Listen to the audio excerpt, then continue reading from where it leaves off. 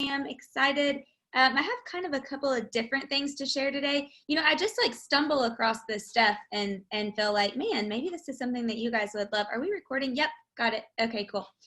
Okay, so this is kind of gratitude, but kind of funny. And so I wanted to start with this. I saw this on someone's social media, and I thought it would be fun. So fill in the blank in the chat box. People that know me know that I love blank. And what would you guys say? And I would say mine is probably Amy, cleaning and organizing. Love that. Katie, I was going to say the same thing. Mine would probably be Frankie. And a lot of other things too. I would say Dawn, definitely. I would say the motorcycle. Abby, working out and family. Yep. Yes, yes, yes. Oh, funny. Okay, keep posting what people would say that you love from the outside looking in. Isn't that so funny? Renee, yes, I would have said singing for you. Reading, I didn't know, but I love that. That's awesome. To plan events, parties. Sam, yep, I'm right there with you. Love that. Talisha, family time. Yes, for sure. Awesome. Okay, perfect, perfect. So I thought that was funny, just my cat and wine. I love it. Coffee. If Caitlin's on, I would say coffee for her. I don't know if she's on or not this morning, but I would say coffee. Real estate, yes, Dawn, I would say that too. Love it. Hilarious. Love it. Love it. Okay, guys, so I thought that was kind of fun. So your homework, I know we had not so great internet last week, and I apologize for that. Thanks for bearing through. However, your homework was to go back and look at some of these quotes and choose one that really jumps out to you. I just chose a couple of them on here. But did anybody want to share or type in the chat one that you really loved from last week? Several of you text me or emailed me or messaged me and told me the ones that you really liked. And actually, the one I received probably the most was maybe one that's my favorite was you should always astound others with your generosity. I love that. I think Rochelle shared that one. I love that one. And several others. So if you missed last week, you can go back and watch it. And otherwise, all of these, I believe Heather posted in the Facebook group. So thank you, Heather. And you can go back and look through all of those. We need to maybe do another one of those too, because I have so many of these from attending John Maxwell things. So this was a cute little parable. However, it really spoke to me. And so I wanted to share it with you guys. And I have no clue. I got it in an email of this mastermind group that Adam and I follow. And so I don't really know where it came from to tell you guys. So sorry about that. But it's a parable about a farmer. And here's what it is. A certain farmer had become old and ready to pass his farm down to one of his two sons. When he brought his sons together to speak about it, he told them, "The farm will go to the younger son." The older son was furious. "What are you talking about?" he fumed. The father sat patiently and thinking. "Okay," the father said, "I need you to do something for me. We need more stocks. Will you go to, I'm going to say, Sibby farm and see if he has any cows for sale?" The older son shortly returned and reported, "Father, Sibby has 6 cows for sale." The father graciously thanked the older son for his work. He then turned to the younger son and said, "I need you to do something for me. We need more stocks. Will you go to Sibby's farm and see if he has any cows for sale?" The younger son did as he was asked. A short while later, he returned and reported, "Father, Sibby has 6 cows for sale. Each cow will cost $2,000. If you are thinking about buying more than 6 cows, he said he'd be willing to reduce the price $100. I'm going to say $100. I don't know what that means. Sibby also said they are getting special Jersey cows next week if we aren't in a hurry. It may be good to wait. However, if we need the cows urgently, he said that he could deliver the cows tomorrow."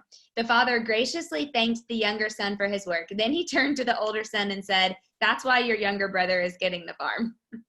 So I thought this was good because here's the deal. Successful people initiate.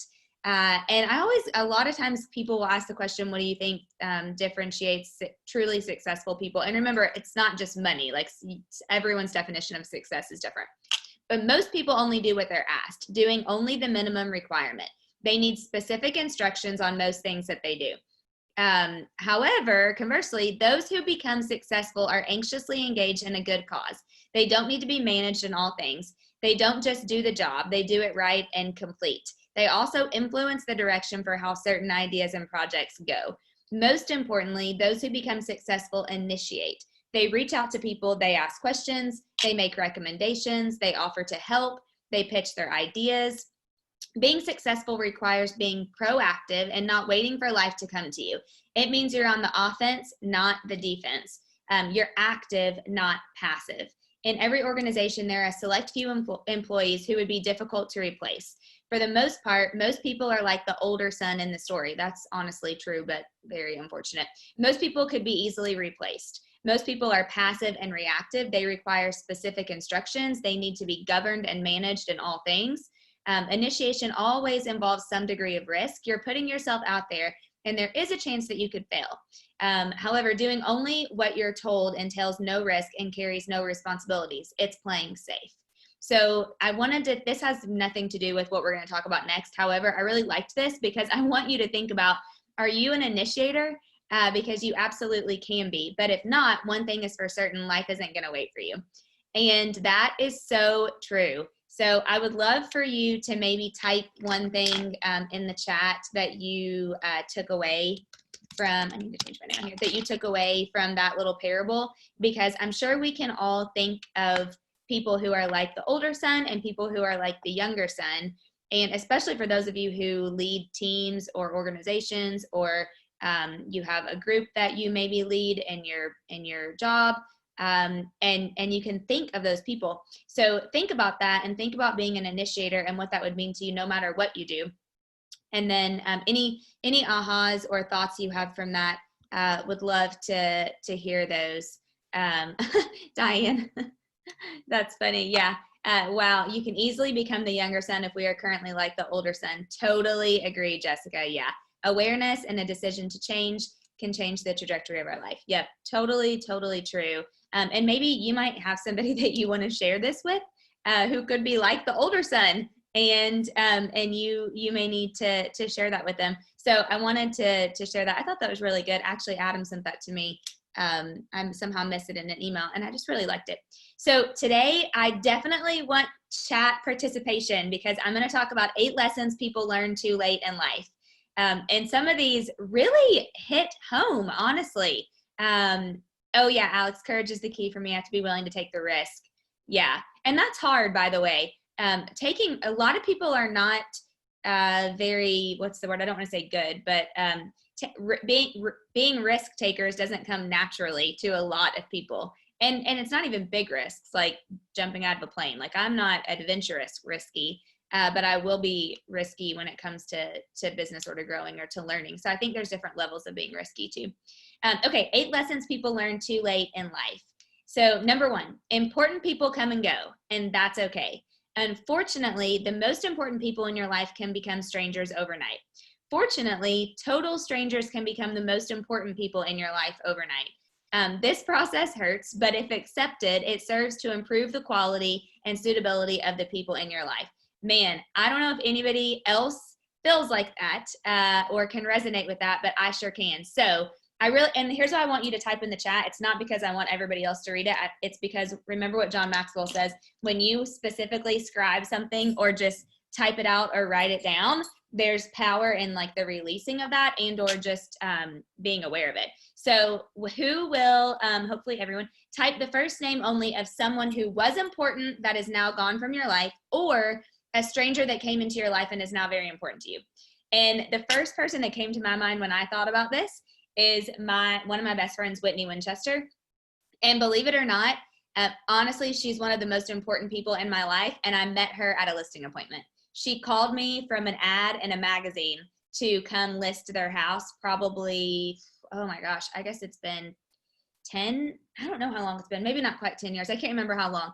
And this is so weird, but instantly when she opened the door and I walked in her house, I knew that we would be friends forever. I mean, I just knew that we would. And honestly, she's one of my very, very best friends. I have been in the room and watched both of her babies be born because her husband passes out, by the way. So her mom and I have been at both of her births in the room to help her because Kevin isn't good with blood. So anyway, but I immediately thought of her because, oh my gosh, she was a total stranger to me until I walked in her house. And now she is one of my very best friends on the planet. So I thought that was really great. Thanks for, okay, perfect. I love this. I love that you guys are typing, because honestly, we have no clue who these people are. Nobody does, but it's good for you to think about that and to release it. Okay, so lesson number 2 is your diet isn't just what you eat. As you get older, you realize that your diet isn't just what you eat. It's what you watch, what you read, who you follow, who you spend your time with. So if your goal is to have a healthier mind, you have to start by removing the junk from your diet. So now I would love for you to type in the chat, what do you need to remove from your diet to have a healthier mind? Is it a person's name? Is it TV? Is it worry? Is it some sort of a thought? Think of, if you can think of something that you need to remove to have a healthier mind. And for me, you guys are gonna laugh, however, Diane, doubt is a big one, by the way. Overthinking is a big one. Yep, for sure. Sugar. Oh, Dawn, that's me and Adam big time. I've been trying to eat really good for the last, well, I cheated when Heather and Tammy were here, but this week I've gotten back on track. And yesterday I just needed something. And so I text Heather, I had one Oreo for lunch. I just needed one something. And that's what I had. But for me, honestly, about 3 years ago, and I still struggle with this sometimes, but I removed a lot of TV. Like, I was seriously addicted to the Real Housewives show and to all of that stuff. And as funny as that is, I think it's because my brain goes so much during the day. At night, I just needed to like watch something totally mindless. And honestly, it really wasn't good for me. And so I let all of that. Yeah, bravo, totally, yes. Susan, I love what Susan said. That has been a big one for me too. People who only take, so takers, not givers. It's really important to be surrounded by people who are givers. And yeah, Abby, people who bring negative energy. Erica's the same thing. Yeah, isn't it funny how a lot of us have the same thing? Or we can relate to that. So, okay, lesson number 3 is sometimes you have to let people down to be happy. You and your mental health are more important than your career, your money, other people's opinions, that event you said you would attend, your partner's mood, your family's wishes. If taking care of yourself means letting someone down, then let someone down. Your self-love must always be stronger than your desire to be loved by others. This does not come easy for me. I will go ahead and be very honest and transparent. I definitely struggle with this one. I've gotten much better through a lot of just focus on it, honestly. However, on a scale of 1 to 5, where would you rank yourself at taking care of yourself? 1 meaning you really got to step it up and get better, or 5, you feel like you totally are great at protecting your mind and protecting yourself. And not necessarily caring as much what other people think. I probably am like a 3 to 4 now, I would say. Yeah, which I see most of you are that. And I think for me, well, first of all, it never feels good to let anybody down. I think that's just like a natural thing. However, sometimes it can come at the own risk of yourself. I struggle with that with family for sure. Lesson number 4, never let rejection lead to self-rejection. So this one is kind of deep, but I like this. A person who has experienced rejection fears rejection. A person that fears rejection tends to push or run away before they can actually be rejected. In their subconscious mind, they have actually avoided rejection. And sometimes, honestly, that's why people don't take risks, because they're avoiding some sort of rejection or fear of failure. In reality, they've been rejected again, this time by themselves. So I want you to think of a time that you've been rejected and look back, and do you feel pain in that situation? And I should say typo, or was it a blessed rejection? Is what I like to call that led you to something better. So you can just type in the chat, like you still kind of have pain around that, or you feel like it was a blessed rejection. I definitely have been rejected a lot, especially in a lot of business things I wanted to happen. And every single time I look back on them now, sometimes some of them still hurt a little bit, but you will realize over time that it's a blessed rejection. Oh yeah, Pam just typed that. With time, I realized it was, yes, totally. Curtis, You're on. Yeah. Yeah, it for sure. You can, and sometimes it takes a little bit. It takes a little bit of time to realize that because you're angry in the beginning, right? But then after you get over the anger stage, then you're kind of over that, and you see that it was blessed. So lesson number 5 is own your responsibilities and own your future. So you're not responsible for your trauma, but you are responsible for breaking the cycle and not hurting more people because of what happened to you. You will never control your future if you let your present be controlled by your past. What happened yesterday may not be your responsibility, but how you behave today actually is. So this would be a simple yes or no in the chat. Have you experienced something in your past that you sometimes dwell on today in the present?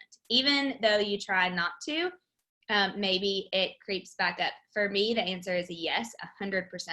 And I think through time, you kind of just move past that. However, when I think about this, you will never control your future if you let your present be controlled by your past. I mean, we can't control it. It's done. It was yesterday. It's already happened. There's nothing that we can do over it. So we might as well just move on from it, right?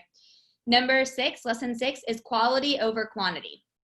Life is about quality, not quantity. One quality friend gives you more than 1,000 acquaintances ever will. So true. One quality relationship gives you more than 100 flings. One quality experience gives you more than 100 drunken nights.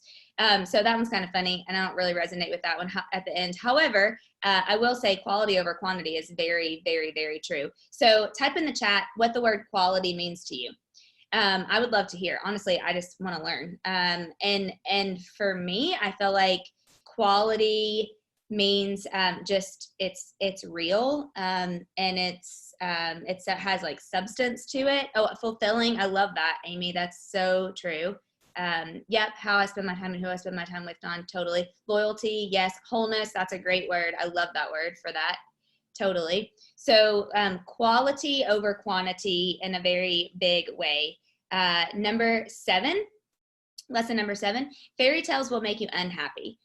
Obsessing over, sorry, hold on, let me go back. Authenticity, yes, I love that. Loving a person for who they are, yes, totally, that's quality for sure. Positive and productive, yeah, all those are really, really great. So obsessing over things that society said you're supposed to do will kill your happiness. Don't listen to the fake fairy tales of how your life is supposed to be going. You don't have to go to university at 18 or get a job at 21 or buy a house at 25 or get married at 30 or have kids at 35. That one actually made me laugh because every day I get asked when I'm going to have a kid. Everyone is different and your path to happiness will be too. And sometimes, I don't know about you guys, but even when you really try hard not to think about things like this, they still creep up because that's so true. People feel like at certain stages, you're supposed to be doing certain things, or you're supposed to retire at this age, or you're supposed to do this at this age, or you're supposed to make this amount of money at this age. And the reality is everybody's different. Everybody has a different path. And comparing, what does Craig Groeschel say? Nothing, the fastest way to kill your joy is to compare it to something else. So can you type in the chat one thing, this would be for brave people, that you obsess over that could be killing your happiness? One thing that you obsess over that could be killing your happiness. And I really had to think about that. And I think for me, it's probably that mid to late 30s of like, you're supposed to be married and you're supposed to have kids and you're supposed to only have one house and not go back and forth between 2 states and 2 houses. And so I think some of the time, those are the things that I tend to be. However, I totally realize everyone's on a different path. And whatever is supposed to be for you is supposed to be for you. Yeah, not to stay in the moment, trying to please everyone. Totally. Yep. Yeah. Could have, should have, would have. Yeah, totally, Dawn. Yes. Yep. Yeah.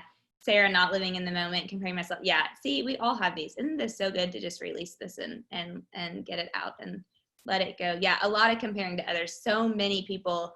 That is, I definitely struggle with that too. And then the last one, lesson 8, is fun is yours. If you want to enjoy your life, don't subscribe to other people's definition of fun.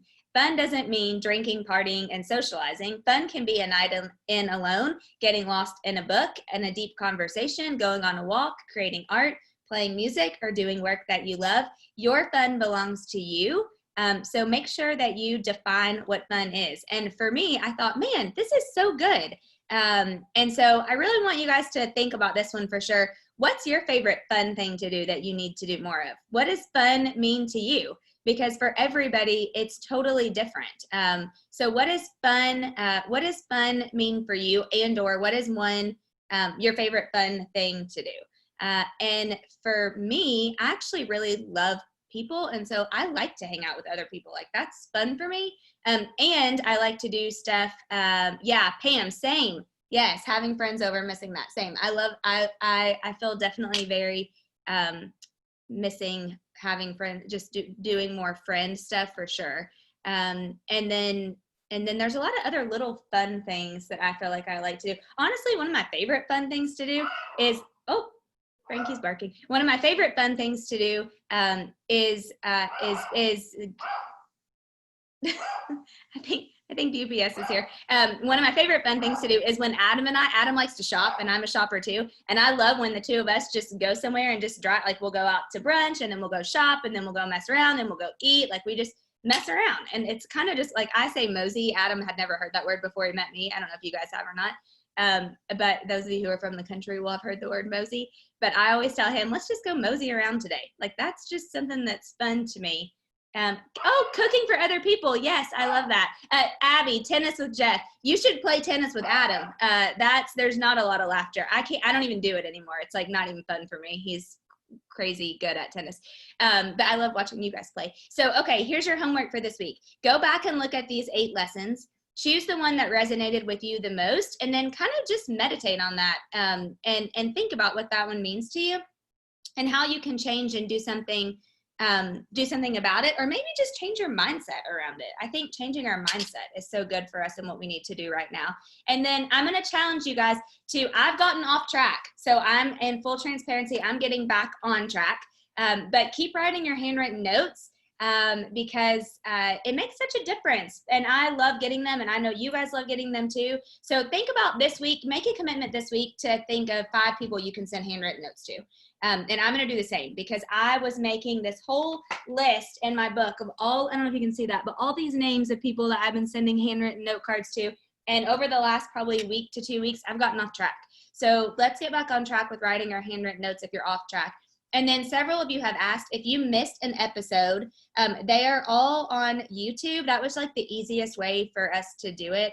And they're in the Facebook group. But if you go to my YouTube channel, it's just my name, I think. Yeah, they're all on there. And so if you missed one, you can go back, and or if you want to share it with someone else. And just because I'm looking at this right now, and this kind of has to do with mindset.